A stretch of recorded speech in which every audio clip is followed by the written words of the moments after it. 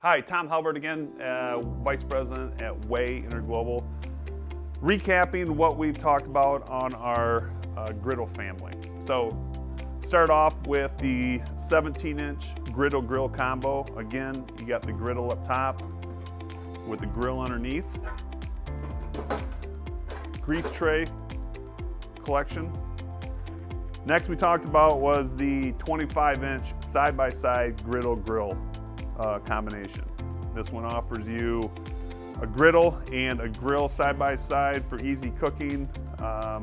Again, you got 3 heating elements, total of 36,000 BTUs. There's not another one in the RV market like this. Basically bringing your home cooking out on the road. Next one we talked about, this is a 25-inch straight griddle. So a lot of people just like to use the griddle for their cooking application. This one you can cook, there's enough surface area to cook just about anything that you want for your family. You have 2 burners. A lot of people like to have a high burner and a low burner. So as you're cooking food, it gets a little bit too hot, you can push it over to the cooler side. Also has a grease collection tray.